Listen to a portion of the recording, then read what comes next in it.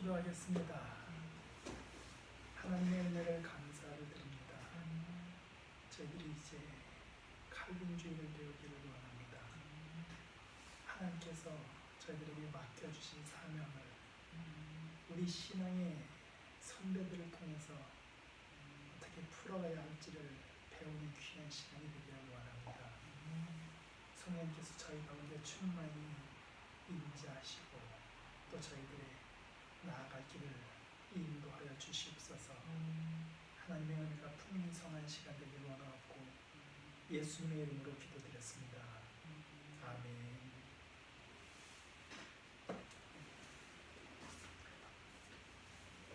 이 책이 저희가 봐야 할 책들입니다. 그래요? 얼마나? 전 그 금액은 잘 몰라요. 제가 기억을 못해서. 그러면 누굴 드려야 되는 거예요? 예전에? 그거 사셔야 돼요. 아니 그러니까 네. 누구한테 이걸 금액을 드리는 거예요? 제가 사다 드리는 게 아니라 네. 가셔서 아. 자제분 있으시면 아. 자제분한테 이런 책을 사달라 하시면 돼요. 이렇게 찍어 갖고 가세요. 네. 요새는 사람인 줄 알고. 요새는 서점에 그런 책이 거의 없어요. 인터넷으로만 사야 되는. 인터넷에. 예, 인터넷 서점에서만 살 수 있더라고요.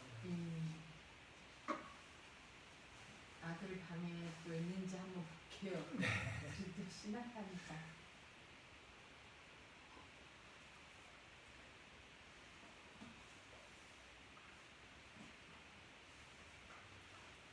그 책은 제가 학교 다닐 때는 그런 책을 갖고 공부하진 않았어요. 이걸로 공부를 하게 되는 거예요, 저희가? 그 책이 제일 중심이에요. 여러 책이 있는데 다른 책까지 다 생각을 하면 너무 많죠. 지난 시간에 강의한 것 중에서 혹시 질문이 있으시면 질문을 하셔도 됩니다. 질문 없고 모르니까 잘. 질문할 게 없으면 제가 강의를 하겠습니다. 지난 시간에 어떤 얘기를 했냐면 교회가 예수님 돌아가시고 나서 하나였던 교회가 어떤 일로 나뉘어지게 됐다고 했습니다. 터키를 중심으로 정교회라고 부르고 이태리 로마를 중심으로는 카톨릭이라고 부릅니다. 근데 이 터키 중심의 정교회는 큰 문제가 없이 잘 갔는데 로마 중심의 캐톨릭이 여러 가지 문제가 많았어요. 많은 사람들이 그 문제를 제기했지만 그때마다 묵살되어서 결국은 곪은 것이 터져버리게 되는 거죠.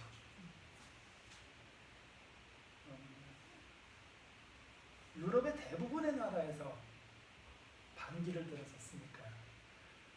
유럽의 대부분의 나라에서 반기를 들었는데 그 중에 대표자가 마틴 루터. 독일 출신의 마틴 루터라고 하는 분이 이렇게 교회가 이렇게 가면 안 되겠다 라고 말을 했을 때 사람들이 호응을 하기 시작했습니다. 때가 딱 맞았던 거죠. 정확하게 그 때가 되어서 마틴 루터가 종교개혁을 이렇게 시작을 하게 되는 겁니다. 근데 혼자서는 안 됩니다. 혼자서는 안 되고 결국 여러 명의 동역자가 있는데 그 동역자 중에 한 명이 칼빈이었어요. 매일매일 만나거나 이런 동역자는 아닙니다. 그냥 생각이 똑같은 사람이라는 뜻인 거죠. 칼빈은 프랑스 사람입니다. 근데 그때는 다 로마라고 하는 큰 테두리 안에 있었기 때문에 프랑스 사람이나 독일 사람이나 영국 사람이나 스페인 사람이나 이태리 사람이나 다 같은 생각으로 살아갑니다. 그냥 나라가 나뉘어져 있다고 하는 것뿐이죠.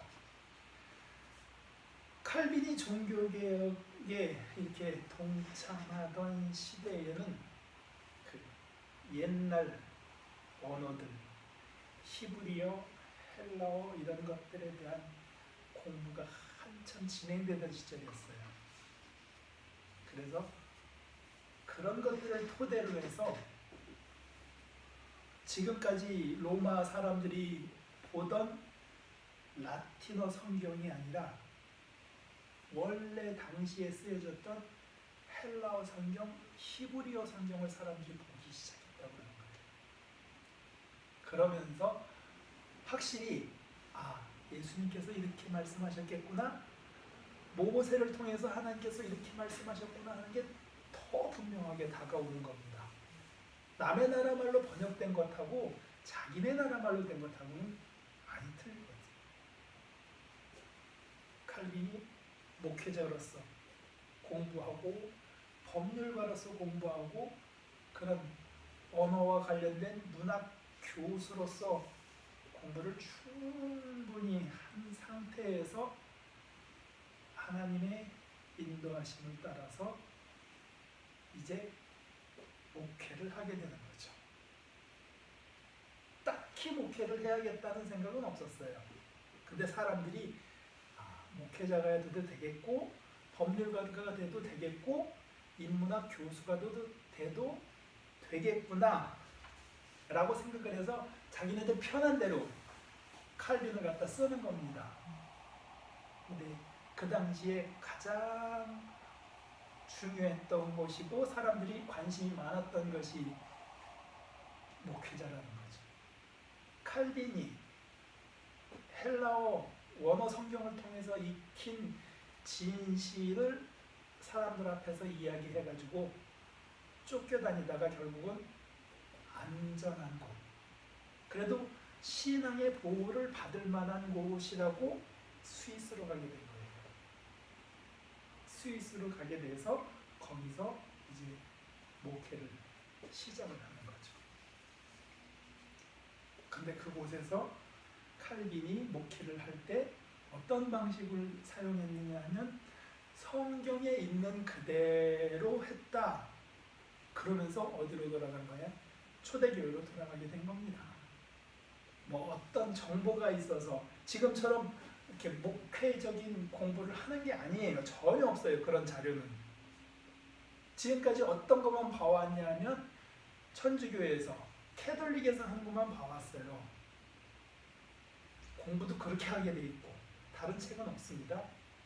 그런데 그게 아닌 거라고요. 아무리 자기네들이 생각해봐도 그건 아닌데 그럼 우리가 어디서 정답을 찾을까?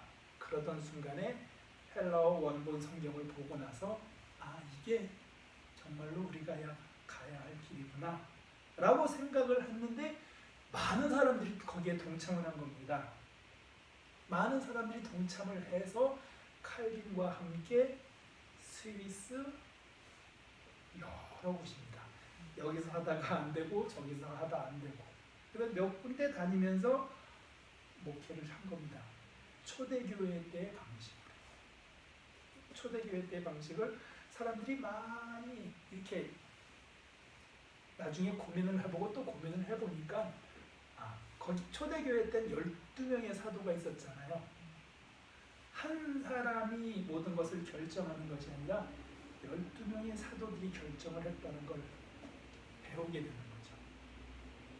거죠. 12명의 사도 중에 누가 우두머리고 누가 꼴찌고 그런 거 없습니다. 그냥 베드로가 나이가 좀 많았고 그러다 보니까 자연스럽게 베드로가 우선적인 역할을 했던 것뿐이지 계급이 있었던 게 아니란 말이에요. 근데 캐톨릭은 계급이라는 게 있습니다. 맨 위에 교황이 계시고 추기경이 계시고 대주교가 계시고 주교가 계시고 신부들이 있고 신부 밑에 예비 신부들도 있고요. 그런 층층시야의 계급이 있는 그런 교회가 아니라 목사님이 말씀을 선포하시고 치리장로님들이 교회를 운영하고 그리고 집사님들이 실무를 담당하고 대학 교수들이 와서 신학을 가르치고 초대교회와 똑같은 모습으로 그냥 한 겁니다. 근데 이게 조금 빡빡하답니다. 너무 숨 쉴 틈이 없으니까. 이전에 캐톨릭에서는 좀 자유로웠습니다. 교회에서 하는 말만 들으면 집으로 가서 무엇을 해도 문제가 되지 않아요. 술을 먹든지 담배를 피든지 춤을 추든지 문제 삼지 않는데, 칼빈 목사님은 성경에서 있는 그대로 고집을 부리다 보니까 굉장히 보수적인 신앙이 된 거죠. 사람들이 견디기가 힘들었어요. 그게. 견디기 힘들어서 막 거부를 했는데 거부하는 사람도 있고 좋다고 하는 사람도 있는데 전체적으로는 성직자들 입장에서 보면 그게 맞다는 거죠. 그게 맞으니까 우리가 칼빈이 했던 방식으로 따라가는 게 맞겠다. 그래서 칼빈 스타일로 갈 겁니다, 사람들이. 근데 그 칼빈 스타일의 방식을 신앙이나 혹은 생활의 방식, 아주 이게 굉장히 큽니다. 칼빈주의로부터 민주주의, 칼빈주의로부터 자본주의, 칼빈주의로부터 사회주의, 이런 것들이 나온다고 그러거든요. 그러니까 우리가 사람이 살아가는 모든 방식에서 칼빈이 성경 말씀 그대로 살아가고자 했던, 그걸 칼빈주의라고 하는데, 그게 기독교인들한테는 그래도 훨씬 괜찮은 것 같다. 목회자들이 그렇게 생각을 해서 칼빈을 중심으로 이렇게 모인 거죠. 우리가 가서 칼빈의 목회 방침과 칼빈의 가르치는 걸 보니까 우리가 이렇게 적용을 해도 문제가 되지 않겠구나 라고 생각을 해서 각자 자기네 나라로 돌아간 겁니다. 자기네 나라로 솔직히 돌아가고 싶어서 돌아간 것도 아니에요. 칼빈이 죽고 나서 얼마 안 있다가 전쟁이 터집니다. 종교 전쟁이에요. 카톨릭하고 그런 신교라고 하죠. 신교를 믿는 나라와 전쟁이 터집니다. 30년 동안. 30년이면 굉장히 긴 시간입니다. 우리가 6.25가 3년이었고 월남전이 10년이 채 안 되는데 종교 전쟁을 30년 동안 하면서 정말 힘들게 살았어요. 전쟁이 나니까 사람들이 다 각자 고향으로 돌아갈 수밖에 없는 거죠. 더 이상 이제 한 군데 있을 수가 없는 거예요. 칼빈이 16세기 종교개혁 당시에 프랑스 사람이니까 프랑스에서도 약간 교회를 하게 됩니다. 스위스로 가서 교회를 하다가 사람들이 반발이 심해가지고 다시 자기네 고향으로 돌아가는 거예요. 원래 프랑스에서 스위스로 간 이유가 사람들한테 쫓겨다녔다 그랬잖아요. 근데 그게 이제 상황이 자주 바뀌니까 스위스에서 목회하기는 힘들고 때마침 프랑스에서 괜찮아지니까 다시 프랑스로 가버린 거예요. 근데 프랑스로 가니까 자기네 나라 사람들이니까 훨씬 더 쉬운 거죠. 아무래도 쉽습니다. 편하죠. 이제 그 프랑스로 돌아가서 이제 이렇게 잘 하고 있는데 이 스위스 사람들이 아무래도 당신이 맞는 것 같다. 구관이 명관이다. 지금처럼 신학교가 착착착착 정립되어 있는 게 아니라 그때는 거의 난림이라고 봐도 돼요. 칼빈이 우리가 칼빈 하지만 이 양반도 그렇게 제대로 된 양반은 아니었습니다. 그냥 대충 공부하고 다니는 사람들이에요. 그냥 하나님의 은혜로 그가 성경을 참 믿고 따라하는 것 뿐이고 나머지 사람들은 거의 사기꾼이나 다름없는 사람들이 많았어요. 그런 사기꾼들을 교회로 데려다 놓고 칼빈을 대신해서 하려니까 실력 딸리죠. 그 삭분이라 그러죠. 뭔가 이렇게 바라기만 하죠. 결국은 그 그 사건을 몰아내고 칼빈을 다시 청빙하는 거예요. 칼빈이 쫓겨나섰는데 청빙하면서 뭐 우리가 흔히 말하는 그런 큰 꽃가마 같은 걸 타고 들어왔답니다. 스위스로 다시 들어갈 때. 그 당시에 다시 스위스로 돌아가서 몇 년 동안은 잘했는데 이 본성들이 원래 안 좋아가지고 트러블이 굉장히 많았어요. 어쨌거나 거기서 목회를 하고 또 하고 학교를 세웁니다. 이 칼빈 목사님이 목회자만 하는 게 아니고 법률가도 하고 교수도 했다 그랬잖아요. 그러니까 가르쳐야 된다는 사명감에 학교도 만들고, 그래서 그 학교에 와서 조금 공부하고 가는 사람들도 굉장히 많았던 거죠. 칼빈 목사님이 스위스나 프랑스나 이런 데서 이렇게 교회를 할 때 지금처럼 이런 교회가 아니라 카톨릭 교회입니다. 카톨릭에서 교회를 만들어 놨는데 사람들이 카톨릭이 싫다. 그래서 카톨릭 성직자들을 쫓아내고 그 카톨릭 교회에서, 이 옆에 교회는 카톨릭 교회예요. 여기만 칼빈이 하는 그런 종교개혁 교회였던 거죠. 그 교회에서 그냥 교회를 한 거죠. 우리는 카톨릭이 아닙니다. 그런 것도 아닙니다. 그냥 하는 거예요. 내가 목사 안수를 받았습니다. 그런 것도 아니에요. 그냥 하는 거예요. 당신이 그냥 목회하십시오. 당신이 설교하십시오. 당신이 진행하십시오. 이때는 목회자라는 개념보다는 교회 행정하는 사람, 공무원 같은 겁니다. 나라에서 녹을 받아요. 나라에서 월급을 받고 나라에서 집도 주고 하는 그런 식이에요. 목회자라기보다는 교회 행정가에 가까운 거죠. 설교를 해서 막 은혜를 끼치는 게 아니라 설교 시간에도 계속 성경 말씀을 가르치는 것뿐이에요. 지금과 같은 그런 위대한 목사님들하고 비교하시면 절대 안 됩니다.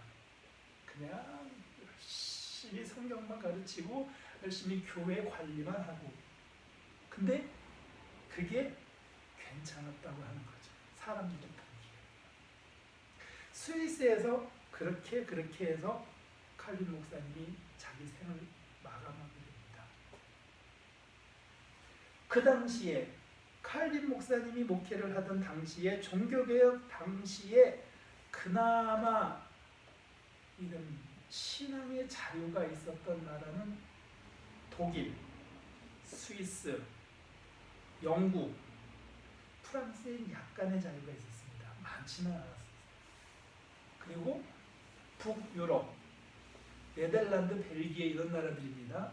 노르웨이, 덴마크, 스웨덴 이런 나라들이에요. 그런 나라들은 이 로마 교황청으로부터 거리가 멀리 떨어져 있어가지고 신앙의 자유가 있었다고 하는 거예요. 신앙의 자유를 누리는 사람들은 대부분 칼빈의 목회 방침을 따라서 교회가 운영되기 시작했습니다. 칼빈의 목회 방침이 뭐였었느냐 하면 성경 말씀 그대로예요. 성경에서 말씀하시는 대로 교회를 운영하자는 거였어요.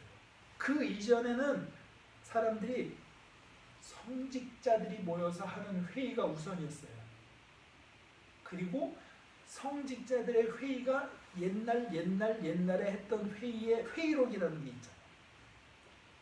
법원에서 판례라고도 합니다. 옛날에 어떻게 했느냐, 그게 중요한 거예요. 성경에서 뭐라고 하느냐는 중요하지 않아요. 왜냐하면 성경이 교회 성직자들 회의를 통해서 만들어졌거든요. 옛날부터 내려왔던 성경을 이렇게 적어갖고 온 게 아니라 어느 날 갑자기 이게 성경입니다 하고 내놓은 거예요. 그리고 우리가 알고 있는 것과 많이 달랐다고 하는 겁니다. 그 성경은. 그러니까 성경의 권위보다 성직자들의 권위와 성직자들의 회의를 통해서 나오는 게 더 중요합니다. 지금도 교황이 뭐라고 말하느냐에 따라서 거기는 달라져요. 동성애자 성직자를 어떻게 하겠습니까? 교황이 말을 안 했어요. 그냥 내버려 뒀었어요. 근데 지금은 딱 얘기하거든요. 상관없다. 그래서 동성애자 성직자들이 되게 많아요. 캐톨릭에서는.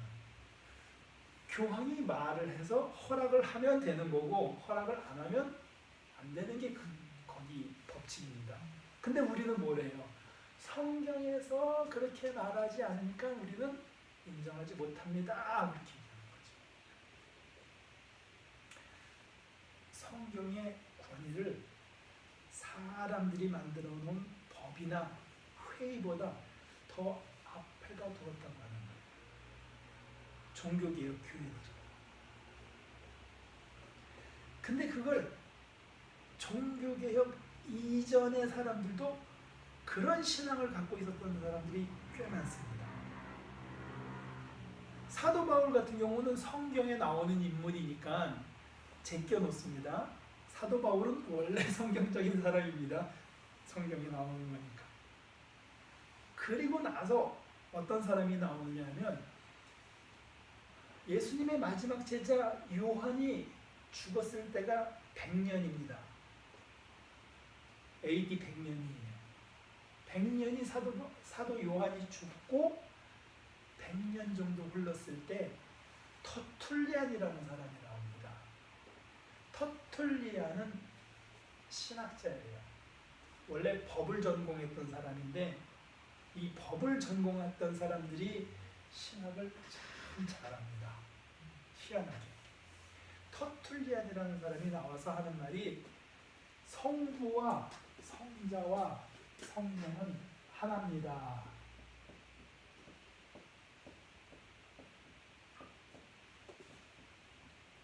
이런 말을 했어요. 중요한 거죠. 예수님은 하나님의 아들이죠. 하나님의 아들이면 당연히 예수님도 하나님이 되는 거예요. 그래서 성부와 성자는 하나다. 여기까지는 그냥 사람들이 많이 인정을 했어요. 근데 이 터툴리안이라는 분이 여기다 성령까지 집어넣은 거죠. 성령도 하나예요. 성부와 성자와 성령이 하나다. 근데 이게 성경에 나옵니다. 성부와 성자와 성령의 이름으로. 그리고 하나님께서 그 아들과 성령도 하나요. 세례도 하나요. 성령도 하나요. 그런 말이 나오죠. 성부와 성자와 성령이 하나이다 라는 말은 나오지 않아도 어쨌든 이 셋이 하나입니다. 본체 그 아들이 본체 하나님과 동등됨이야. 그러나 동등됨을 취하지 아니하고 이 땅에 오셨다. 그게 사도 바울의 말씀이거든요. 성삼위일체라는 말을 터툴리안이 했는데 자세하게 설명은 안 했어요. 그냥 이렇게만 얘기한 거죠. 예수님 돌아가시고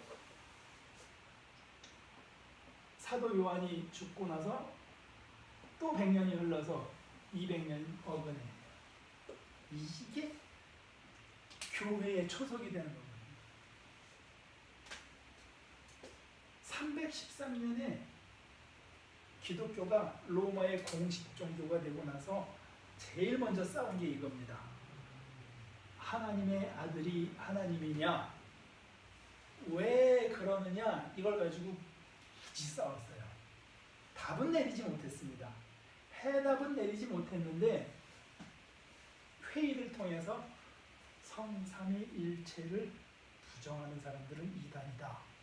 이건 기독교의 기본이다 라고 그냥 못을 박아버린 겁니다. 뭐 세월이 흐른 다음에 성경을 공부해보면 성삼위일체라는 말이 맞다라는 걸 아는 거죠. 그리고 나서 400년쯤 되었을 때에 유명한 신학자가 3명이 나옵니다. 한 사람은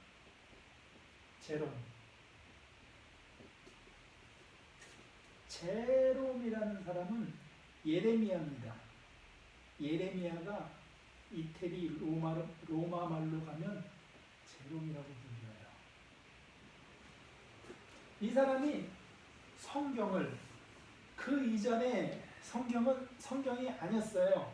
그냥 뭐 마태복음이면 마태복음, 마가복음이면 마가복음 이렇게 따로따로 막 굴러다니던 시절이라고요. 성경을 하나로 통합해서 놓지 않았는데 제롬이라는 사람이 나와서 성경을 전체 하나로 묶어버린 거예요. 구약 성경 39권, 신약 성경 27권이 아닙니다. 그보다 훨씬 많습니다. 그 많은 성경을 라틴어로 다 번역을 했어요. 이 양반이. 다 번역을 해서 성경을 한 권으로 만들어버린 거죠. 대단한 일을 하셨습니다.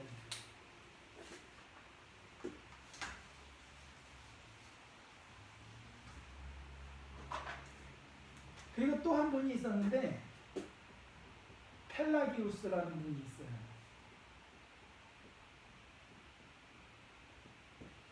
이분은 경건한 수도사예요. 지금으로 말하면 은사주의 목사님하고 비슷하죠. 교회 안에서 평생을 살면서 교회 안에서 기도하고 교회 안에서 공부하고 사람들한테 선한 영향력을 끼치는 분이죠. 굉장히 경건하신 분입니다. 경건하신 분들의 특징이 뭐냐면 기도하십시오예요. 기도하시고 하나님으로부터 은혜 받으시고 응답 받으시고 열심히 신앙생활 하십시오예요. 항상 그게 중요합니다. 열정적으로 하나님의 은혜를 받도록 사십시오라고 하는 분이 펠라기우스였어요. 또 한 사람이 나오는데 어거스틴이라고 있습니다. 어거스틴은 위대한 사람이라는 뜻이에요. 어거스틴이라는 사람은 어떤 사람이었냐면 세상에서 성공하고 싶어하는 사람. 이때 당시에 성공한 사람은 대부분 정치가들입니다. 선동가예요. 선동가. 많이 배워서 사람들을 현혹시킬 만한 말재주를 가지고 있어야 돼요. 배워도 채워지지 않았다. 배워도 채워지지 않다가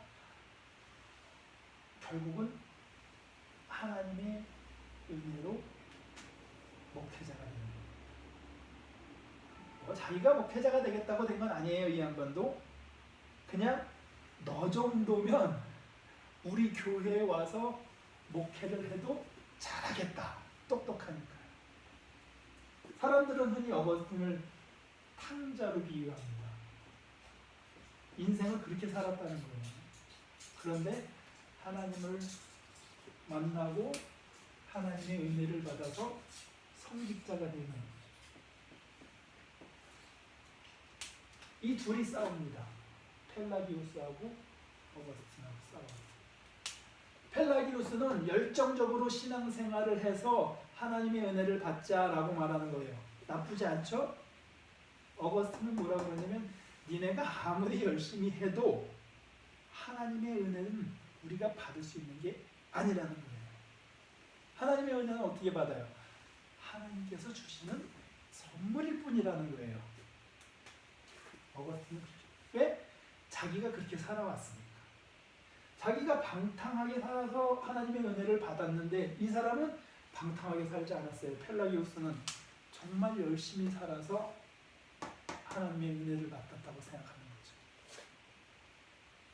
교회가 이 두 가지를 가지고 평생 싸웁니다.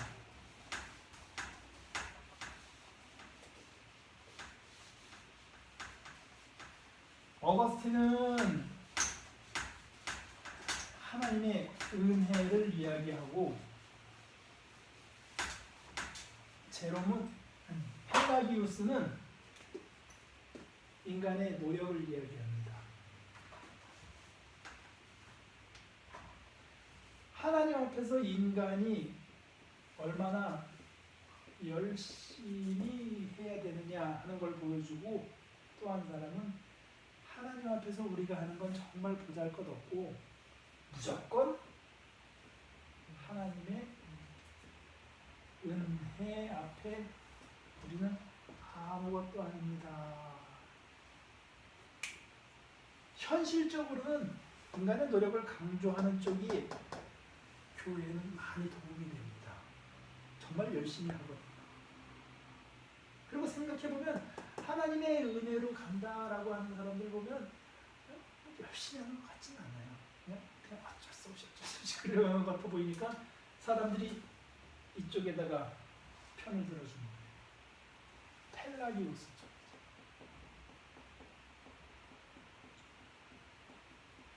두 분이 한참 전쟁을 할 때는 이쪽이 2단으로 정제가 됐어요. 2단이다 그래가지고 펠라기우스 쪽을 다 멸하려고 했는데 교회 신앙생활 목회를 하다 보니까 이걸 무시할 수가 없는 거예요. 그래가지고 둘이 섞이기 시작합니다. 여기서 반은 절반을 말합니다. 절반, 하프, 세미, 절반 펠라기우스라는 말이 그래서 나옵니다. 하나님의 은혜도 강조하고 인간의 노력도 강조하는 거죠. 사도 바울이 뭐라고 그랬냐면 우리는 믿음으로 구원을 받습니다 그랬습니다. 근데 이 믿음이 어디서 오느냐? 하나님의 말씀, 복음을 통해서 온다고 했어요. 복음은 하나님의 선물입니다. 우리가 무엇을 했다고 해서 믿어지는 게 아니라 하나님께서 우리에게 믿을 수 있는 은혜를 주셔서 우리가 요만큼 믿었는데 그것이 점점 믿음이 커져가지고 하나님께서 야 너는 괜찮다 라고 인정해 주실 만한 믿음까지 커진다라는 거죠. 우리의 노력은 거의 없다. 이게 사도 바울의 말인데 야고보 있죠. 야고보 선지자가 누구냐면 예루살렘 교회의 대표였었어요. 그가 예수님의 동생이었다고 그러거든요. 그러니까 사람들이 누구 말을 더 듣겠습니까? 듣도 보도 못한 사도 바울보다는 예수님의 친동생이었던 야고보의 말을 더 많이 들었던 거예요. 야고보는 뭐라 그러냐면 우리가 가지고 있는 믿음을 하나님 앞에 두고 해야 된다. 보이지 않는 믿음만 가지고는 절대 안 되고 우리가 그 믿음을 하나님 앞에 보였을 때 비로소 하나님께서 우리를 인정해 주셔요. 이쪽은 인간적인 의지가 많이 강하고 이쪽은 하나님의 은혜를 강조합니다. 이게 옛날부터 있었던 거예요. 성경에서부터 그렇게 있었던 걸 펠라기우스와 어거스틴이 400년이 지나서 또 이야기를 한 거예요. 사람들은 이 중간에서 인간의 노력과 하나님의 의지, 하나님의 은혜 이 중간에서 계속 왔다 갔다 합니다. 이게 괜찮을 때도 많아요. 성실하게 삽시다. 이 땅에서 하나님의 은혜를 받은 대로 열심히 삽시다. 그러고 가니까 근데 어떤 때 보면은 거짓말을 하는 사람들이 나옵니다. 교회에서 남들이 다 은혜 받았다고 하는데 자기는 은혜를 못 받았어요. 그러면 창피합니다. 사실 뭐랑 똑같은 거냐면 다른 성도들은 다 아멘 아멘 하고 있는데 앞에서 장로님이 꾸벅꾸벅 졸는 거랑 똑같은 거예요. 그것도 장로님이 여기 와서 앉아있는데 졸면 창피할까요? 안 창피할까요? 창피합니다. 그러니까 뭐라 그러냐면 거짓으로 할렐루야 하고 막 잠을 쫓기 위해서 더 할렐루야를 외치는 거예요. 남들이 볼 때는 신앙이 있어 보이겠지만 예수님이 볼 때는 저건 위선이란다.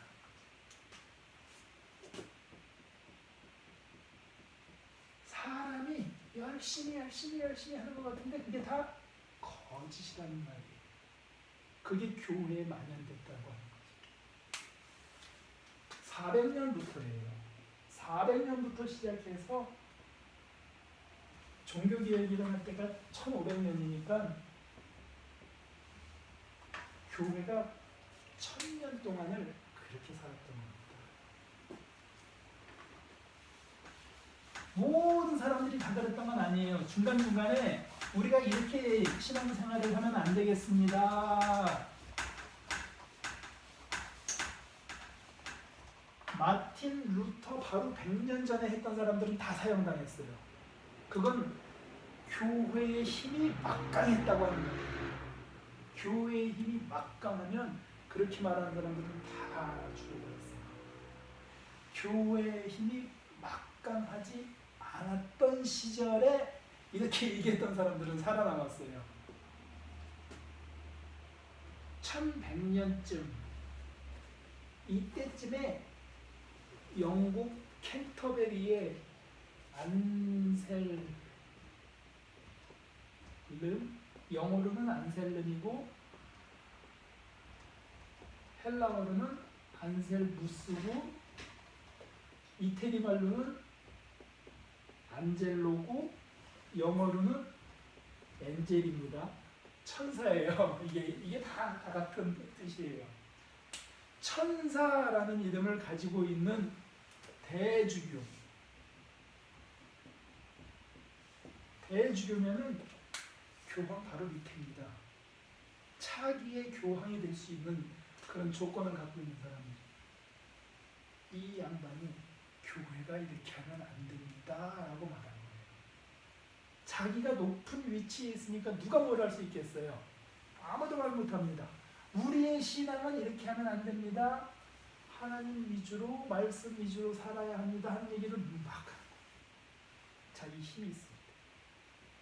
그리고 나서 50년쯤 더 지났을 때 1150년 그러니까 이분이 돌아가시자마자 어떤 사람이 나오냐면 프랑스에 베르나르라는 분이 있어요.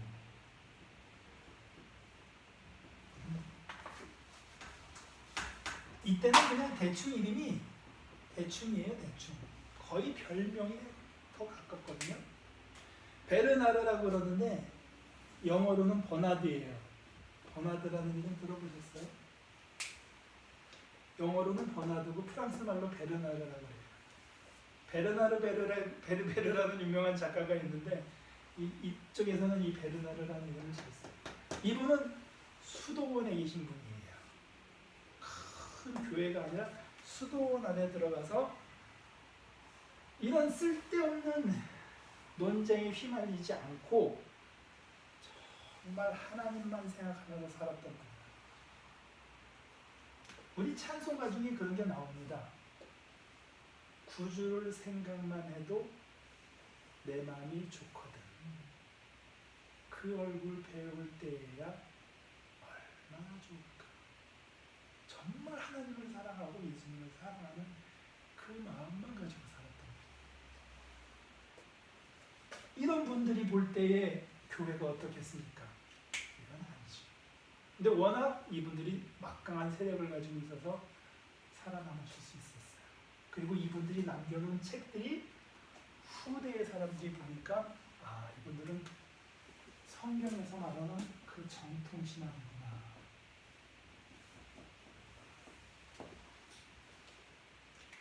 종교개혁자들이 이분들의 저술, 책을 보고 우리가 이렇게 살아가는 게 맞겠구나 라고 그때서야 배울 수 있었다고 하는 거예요.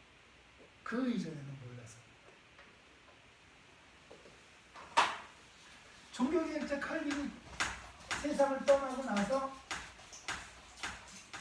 칼빈의 뒤를 이어서 많은 사람들이 목회를 했습니다. 칼빈의 방식대로예요. 그걸 사람들은 뭐라고 불렀냐면 종교개혁의 개혁을 따서 개혁파 교회라고 부른 거예요. 칼빈이 죽고 나니까 이제 이렇게 불러야 되는 거예요. 서로. 이 개혁파 교회가 전낙스하고 함께 영국으로 돌아가서 스코틀랜드 장로교라고 이름을 지었습니다. 칼빈이 프랑스 사람이니까 프랑스 사람들도 와서 배우고 돌아가서 프랑스에 가서는 뭐라고 부르냐 하면 위그노 파라고 부릅니다. 그냥 인간이란 뜻입니다.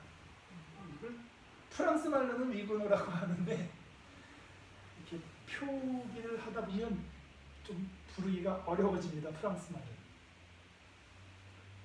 독일이나 스위스는 그대로 개혁교회라고 부릅니다.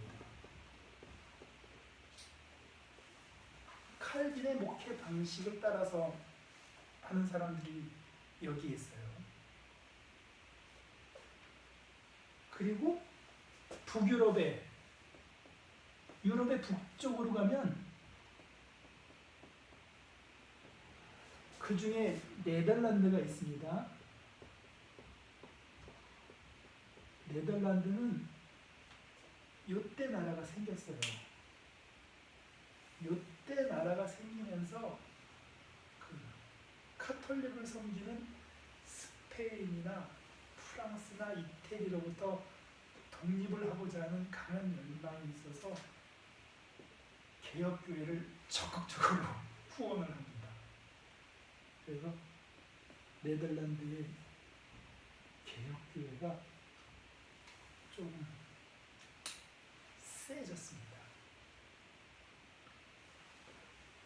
그 이후로 다른 나라의 개혁교회들은 좀 시들시들해져요. 스코틀랜드 장로교보다는 영국에는 약간의 청교도가 있었고, 약간의 청교도들은 영국 공식교인 성공회와 카톨릭의 압박을 견디지 못하고 미국이라고 하는 신대륙으로 넘어가잖아요. 메이플라워를 타고. 그래서 이들이 미국에 가서 개혁교회를 하는 겁니다. 청교도하고는 많이 달라요. 청교도는 칼빈의 직접 영향을 받지는 않았어요. 배운 적도 없고 그냥 자기네들은 자기네들끼리 신앙생활을 했는데 칼빈하고 비슷한 거죠. 스코틀랜드 장로교와 청교도와 성공회가 전부 다 같이 회의를 합니다. 우리가 신앙생활을 어떻게 해야 저 유럽 사람들처럼 전쟁하지 않고 평화롭게 신앙생활을 하겠느냐 하고 회의를 한 게 뭐냐면 웨스트민스터예요. 웨스트민스터 성당에 모여서 회의를 하고 우리는 이런 신앙을 가지고 살아가겠습니다. 그래서 웨스트민스터 신앙 고백이라는 게 나옵니다. 웨스트민스터 신앙 고백에 따라서 우리가 생활을 하겠습니다. 그래서 영국의 청교도, 성공회, 개혁교회, 스코틀랜드 장로교 이런 것들이 싸우지 않고 자기네끼리 신앙생활을 계속할 수가 있었다. 프랑스는 지금 대부분 카톨릭으로 바뀌었습니다. 왜냐하면 이 어떤 황제가 있었던 왕이 있었고 그래서 나폴레옹도 나오죠. 나중에 이런 영향력이 있어가지고 교회가 크지 못합니다.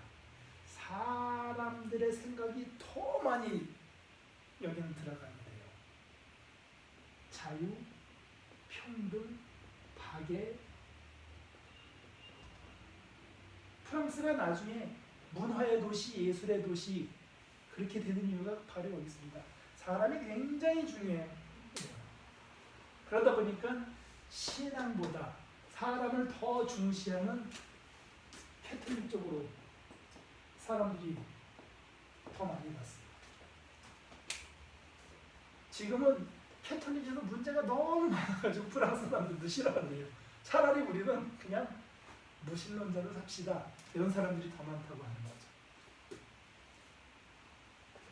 그래도 프랑스에는 캐톨릭이면 캐톨릭, 이 휘그노파, 개혁교회면 개혁교회 하는 위대한 신학자들이 꽤 많이 있습니다. 신부면 신부, 개혁교회 목사면 목사 이런 분들이 잘난 사람들이 꾸준히 나오고 있어요.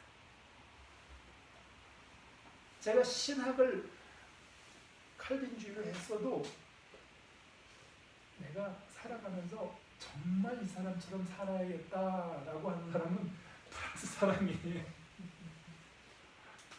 프랑스의 자크 엘럴이라는 분이 있는데 목회자가 절대 아닙니다. 법학자예요. 법을 연구하시는 분인데 성경에 굉장히 통달해 계시고, 그리고 이분이 사회 전반에 관해서 좋은 책들을 많이 써냈어요. 20세기 분이죠. 21세기를 지금 살아가는 저 같은 젊은 목회자들한테는 이 양반이 우상이에요, 우상. 최고예요. 근데 그분이 칼빈주의자라는 거죠. 카톨릭도 아니고 칼빈주의자. 유럽, 북유럽, 북쪽으로 간 네덜란드의 개혁교회 사람들은 카톨릭하고 등져서 정말 제대로 교회가 운영됩니다.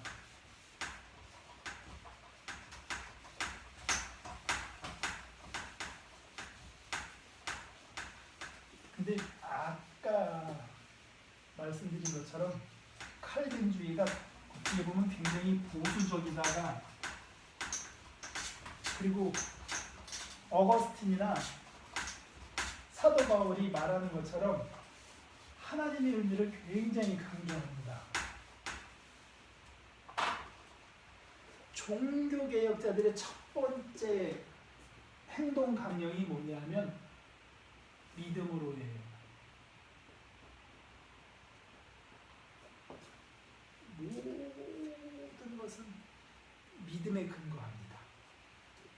믿음이 아니고선 절대 구원받지 못해요. 그래서 믿음으로입니다. 내가 믿는 바가 아니면 절대 수용하지 않아요. 굉장히 양심이라고 그러죠. 양심에 거리끼는 일을 절대 하지 않겠다는 거예요. 첫 번째가 믿음입니다. 두 번째는 성경이에요. 누가 뭐라고 해도 성경에서 말하는 대로 따라가겠다고 하는 겁니다. 성경이 아니면 절대 하지 않습니다. 성경이 여기까지 가라 하면 가는 거고, 여기 서 있어라 하면 서 있는 거예요. 40년을 멈춰 서 있었다 그러잖아요. 가라 하면 가고, 서라 하면 서고, 앉아라 하면 앉고, 성경으로만 살겠다는 사람들이 종교개혁자들입니다. 세 번째는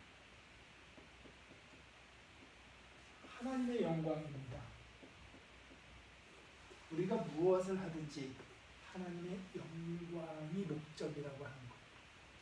나 개인의 영광이 아니라 하나님의 영광이 목적입니다. 나는 십자가를 지더라도 하나님만 영광 받으시길 바랍니다 하는 게 이들의 행동 강령입니다. 그리고 네 번째가 하나님의 은혜입니다.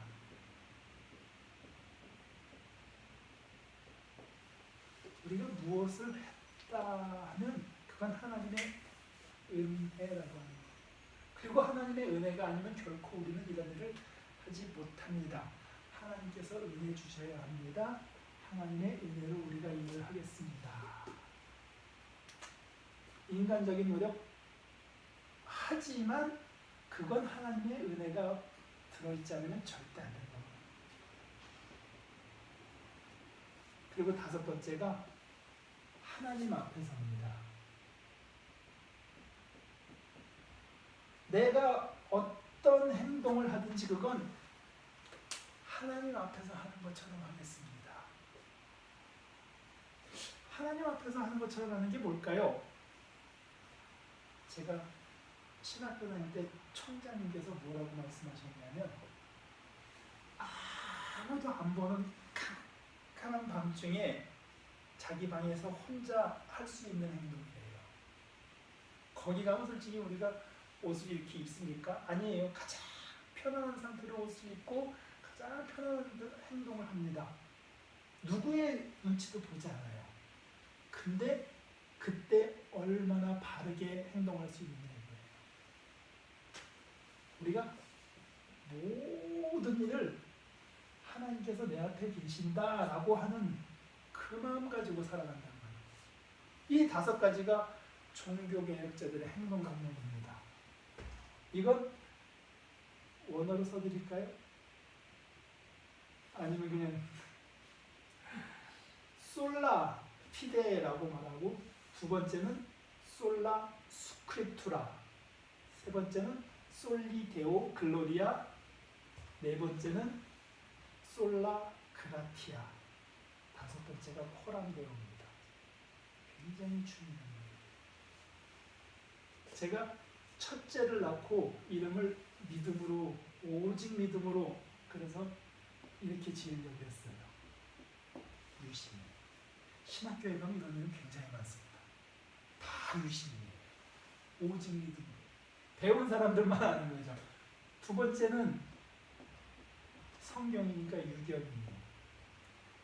세 번째는 하나님의 영광이니까 유영이고, 네 번째는 유입니다.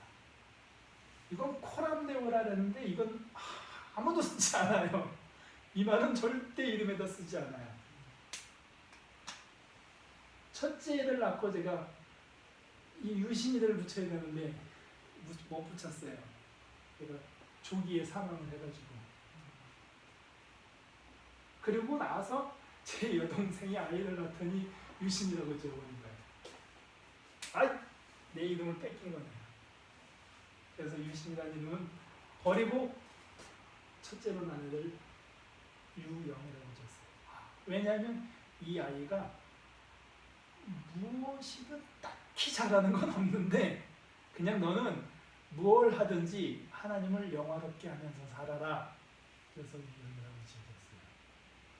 이게 솔리 데오 글로리아라서 영어 이름은 얘가 글로리아입니다. 미국 나가서 살면 글로리아라고 부르렴 이렇게 지어졌어요. 둘째 딸을 낳고 나서 유경이라고 지어졌어요. 얘는 똑똑해 보여요. 너는 공부를 하면 좋겠다.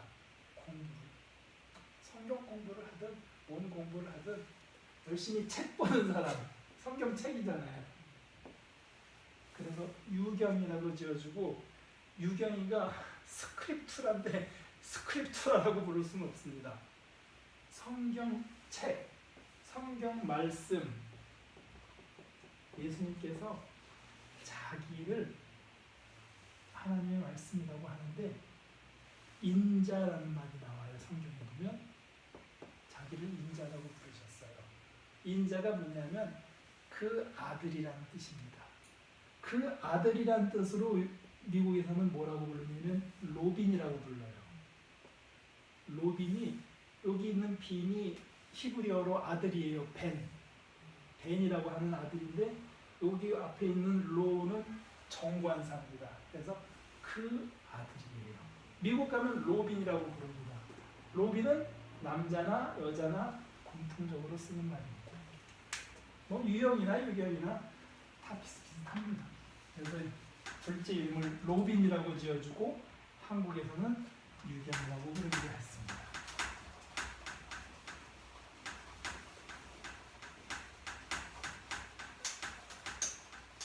칼빈주의를 배운 사람들은 이런 생각을 하고 살아갑니다.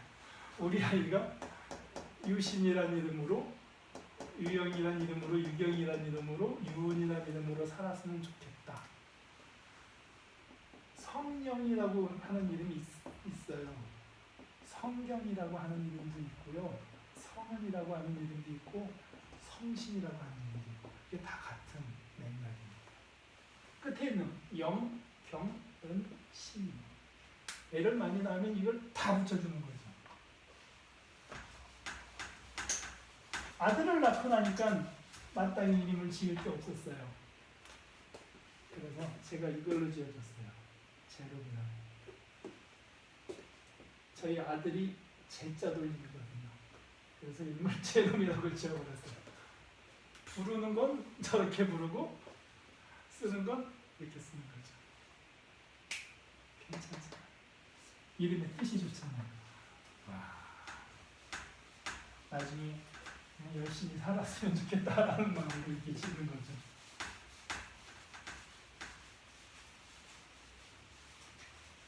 그 밑에 아들을 또 낳습니다. 그래서 아까 나왔던 안셀 있잖아요. 안셀루스라고 부르면 너무 길어서 띄고 안셀이라고 부릅니다. 넷째가 안셀입니다. 아니지? 넷째가 아니지? 얘가 먼저 태어나질 못했어요. 얘보다 10분 전에 먼저 태어난 아이가 있었는데 얘 이름을 못 지어가지고 고민을 제가 많이 했었습니다. 아까 베르나르 있었죠?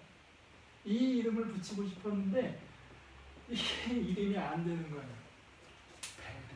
베르라고 부를 수도 없고 베나라고 부를 수도 없고 고민하는데 나중에 엄마가 그러더라고요. 그냥 내가 애한테 붙이고 싶었던 이름을 붙이고 싶어요. 미셸. 그래서 얘네 둘은 미셸 안셀입니다. 미셸 안셀하고 이름을 짓고 나서 인터넷을 찾아보니까 이런 사람이 하나 있었어요. 누구? 미켈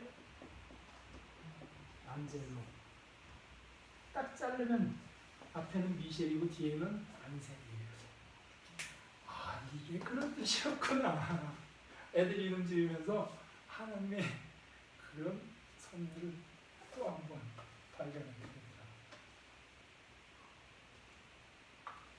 종교개혁자들은 이 5가지 행동 강령을 가지고 신앙생활을 하고 교회를 운영을 합니다.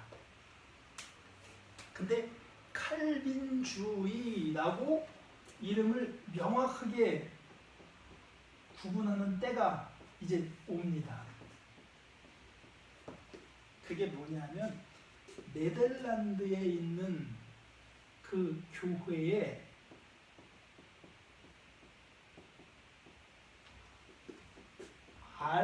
알미니우스라는